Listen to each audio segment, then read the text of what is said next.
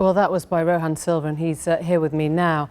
And we're joined once more by Nicholas Smith, Head of Economics at the TUC. Thank you both for coming in. And in that film, Rohan called this the dominant challenge of his generation. So this is something, presumably, we have to take pretty seriously. It's a huge challenge, and it's a challenge that the TUC has been highlighting since before the recent economic crash.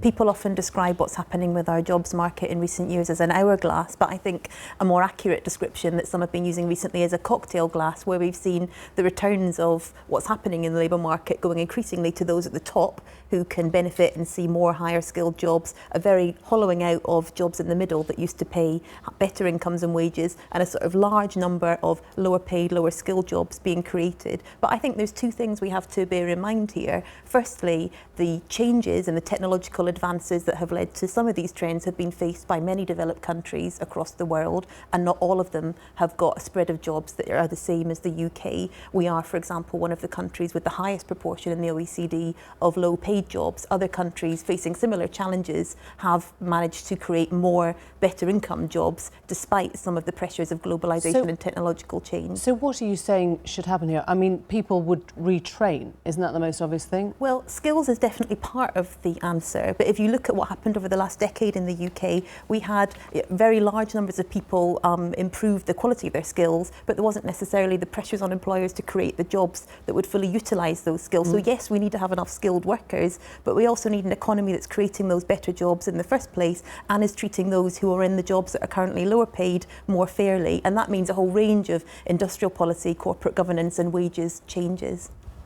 It's interesting. I mean, you were in the heart of government for 3 years. Was this something you pushed towards David Cameron? Did you try and get things done? This question of why middle class incomes are being squeezed, not just over the past few years, but over the last decade, I think all governments have been trying to deal with.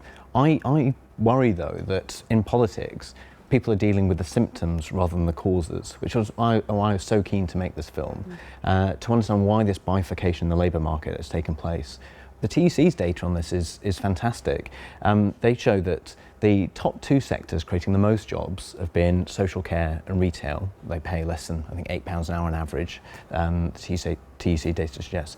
The next biggest sector is in computing, which pays on average about £20 an hour.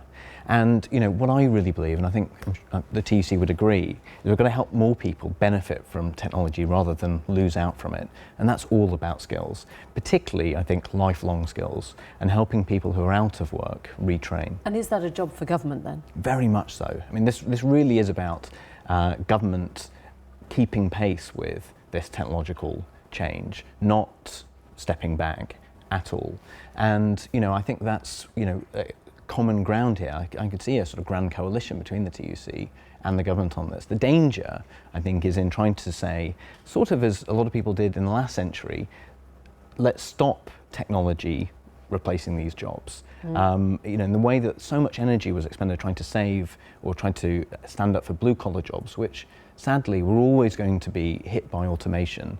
The winning countries are ones that get ahead of that curve. So is this a sort of stop whinging line to the unions? Well, I think there's a danger because the unions, by definition, if you're a trade union member, you have a job.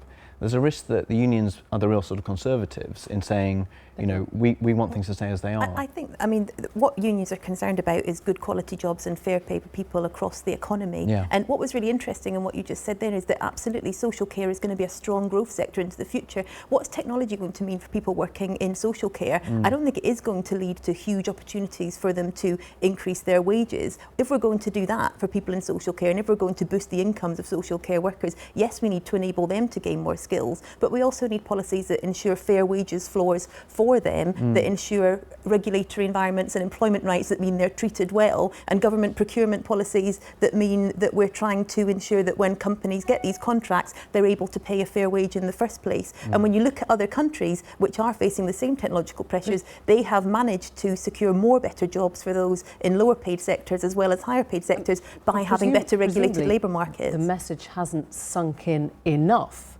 within government, otherwise we wouldn't be looking at all these extra jobs created and saying that they're nearly all part-time. Yeah, I think that this change is happening so fast that governments are really scrambling to keep up.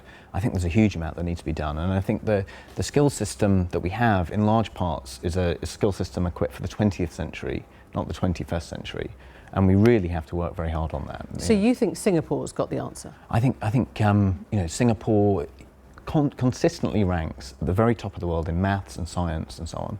And they've equipped themselves to take advantage of technology rather than lose out and compete against it. I mean, maybe we agree here. So what else Singapore has also done is have a very corporatist model of industrial policy involving unions and employers together in working to secure the investment, the government procurement, the R&D investment, the access to finance that's allowed all those companies to develop. So that says that it's not just through boosting the skills of the population that they've achieved those sorts of outcomes. The same as if you look at some of the green tech industries in Germany, that didn't just happen because people sort of crossed their fingers. It happened because people put money and time and government support into those sectors in a way that there's not necessarily been conservative to use. I mean, there is no probably greater example of a nanny state than what happens in Singapore. Well, I mean, I think that what Singapore suggests is that skills are key.